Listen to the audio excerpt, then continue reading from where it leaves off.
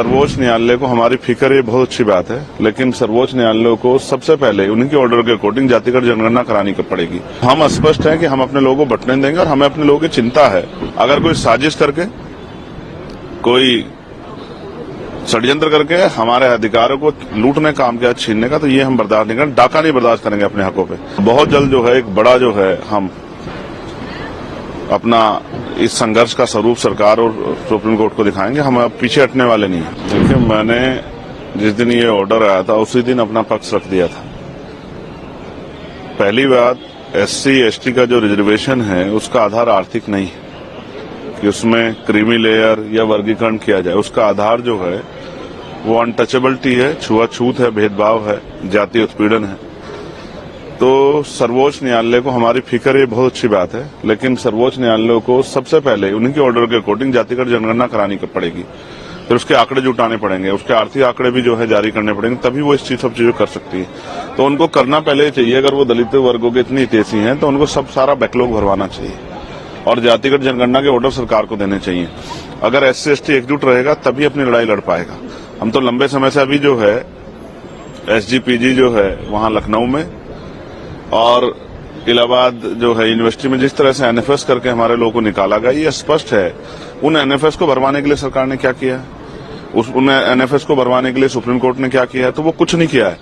हाँ, हमेशा कोशिश ये की गई है कि इनके जो लड़ने वाले लोग हैं उनकी ताकत कम किया जाए। अब SC ST बटने वाले नहीं। आप ही देख लो इस फैसले का कितना समर्थन, कितना विरोध हो रहा है। तमाम लोगों में इसका विरोध है। तो हम स्पष्ट हैं कि हम अपने लोगों को बटने देंगे और हमें अपने लोगों की चिंता है।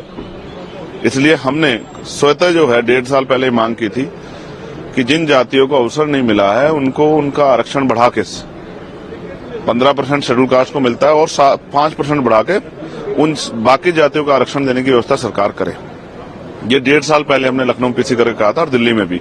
और जो OBC की भी ऐसी जाति है उनको भी जो है 15% अलग से रिजर्वेशन देने का काम जो है 27% से अतिरिक्त सरकार करे। लेकिन कहाँ सुना, सुप्रीम कोर्ट ने भी नहीं सुना। तो जब आप EWS 10% दे सकते हो तो आप जो है 5% शेड्यूल कास्ट के लोगों को बढ़ा क्यों दे सकते? तो मेरा मत तो ये है कि 100% रिजर्वेशन 2% सरकारी नौकरी में कर देना चाहिए। 98% प्राइवेट सेक्टर है, 2% सरकारी नौकरी में 100% रिजर्वेशन होगा। तो इसकी इतनी संख्या उसको आधार पर उसको मिलना चाहिए। हम सहमत हैं। हमारे भाइयों को कुछ मिलेगा तो हम तो आगे बढ़कर उनका स्वागत करेंगे। लेकिन अगर कोई साजिश करके, कोई षड्यंत्र करके हमारे अधिकारों को लूटने काम किया, छीनने का, तो ये हम बर्दाश्त नहीं करेंगे। डाका नहीं बर्दाश्त करेंगे अपने हकों पे। इसके लिए चाहे सरकार से जो है अध्यादेश लाने की बात हो, चाहे सुप्रीम कोर्ट में जो है रिपिटिशन दाखिल करने की बात हो, या मैं आज सारे मेंबर ऑफ पार्लियामेंट जो शेड्यूल कास्ट शेड्यूल ट्राइब के हैं या जो सामाजिक न्याय को मानते हैं उन सबसे चर्चा करूंगा। और बहुत जल्द जो है एक बड़ा जो है हम अपना इस संघर्ष का स्वरूप सरकार और सुप्रीम कोर्ट को दिखाएंगे। हम अब पीछे हटने वाले नहीं। हम अपने अधिकारों के लिए, स्पेशली मैं चंद्रशेखर आजाद, अपने लोगों के अधिकारों के लिए, बाबा साहब अम्बेडकर ने कहा था कि जब मेरे हित में और देश हित में टकराव होगा तो मैं देश की तरफ रहूंगा, लेकिन जब मेरे समाज के हित में और देश हित में टकराव होगा तो मैं समाज की तरफ रहूंगा। मैं फिर आज कहता हूं कि अगर कोई भी हमारे अधिकारों छीनने काम करेगा तो हम हर कीमत चुकाने के लिए तैयार हैं। मैं अपने समुदाय के साथ खड़ा हूं, उनको ना बंटने दूंगा, ना उनके अधिकार में कटौती होने दूंगा। उनके लिए खड़ा हूं, उनके लिए था, उनके लिए हूं और उन्हीं के लिए हम लोग राजनीति कर रहे हैं। धन्यवाद। वक्फ बोर्ड में बात आ रही है, वक्फ बोर्ड की वक्फ एक्ट की चेंजेस होने वाले हैं, उसमें कुछ कानून बदलने वाले हैं जिससे प्रॉपर्टीज का, मुसलमानों की कितनी हितैषी है केंद्र और यूपी की सरकार और तमाम सरकारें बीजेपी की, इसकी से छिपावा नहीं।